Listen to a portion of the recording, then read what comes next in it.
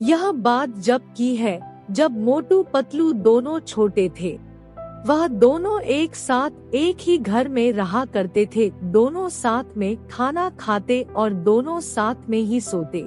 मोटू पतलू के घर के सामने एक घर था। उस घर में एक बूढ़ी दादी रहा करती थी। लेकिन कुछ समय बाद दादी की मौत हो जाती है, क्योंकि दादी बहुत बूढ़ी हो चुकी थी और दादी मरने के बाद एक चुड़ैल बन जाती है। क्योंकि दादी ने अपने पूरे जीवन में कभी कोई धर्म पुण्य का काम नहीं किया। एक दिन रामू अपनी पत्नी गोली से बोलता है, गोली, तुझे पता है मोटू पतलू के घर के सामने वाली दादी मर चुकी है और वह एक चुड़ैल बन गई है।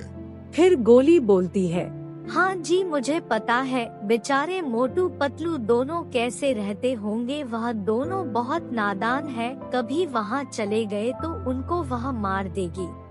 उधर मोटू पतलू से कहता है, पतलू, तुम्हें पता है मुझे बहुत डर लग रहा है, क्योंकि कल रात को तुम्हारे सोने के बाद अपने गेट की जोर जोर से बजने की आवाज आ रही थी, लेकिन मैंने डर के कारण गेट नहीं खोला।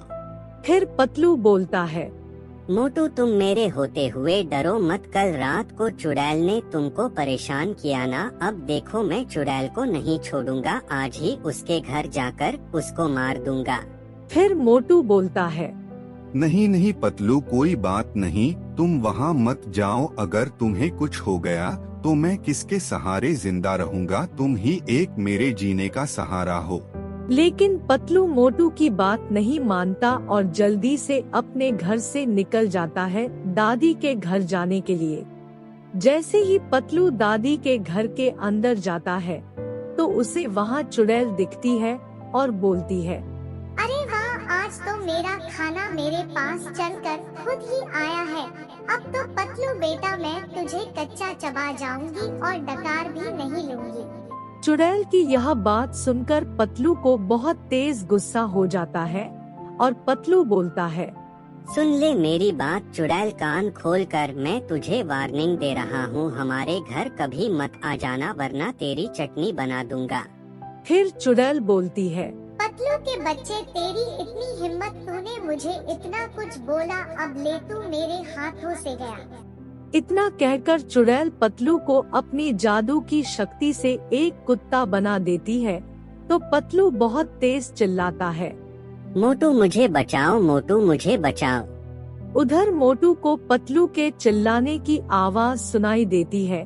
तो मोटू बोलता है, अरे यह तो मेरे पतलू के चिल्लाने की आवाज है। मैंने मना किया था मेरे पतलू को वहाँ मत जाना। अब पता नहीं चुड़ैल ने पतलू के साथ क्या किया होगा।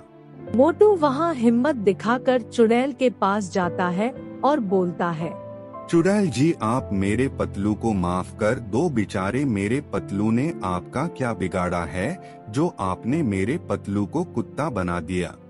प्लीज आप मेरे पतलू को सही कर दो। बदले में आप जो भी बोलोगे मैं वह सब आपके लिए करने को तैयार हूँ।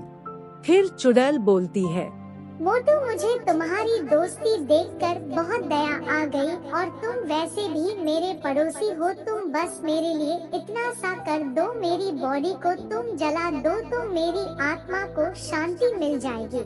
फिर मोटू जल्दी से जाकर दादी का अंतिम संस्कार कर देता है। तो इधर पतलू अपने आप सही हो जाता है और दादी की आत्मा को शांति मिल जाती है।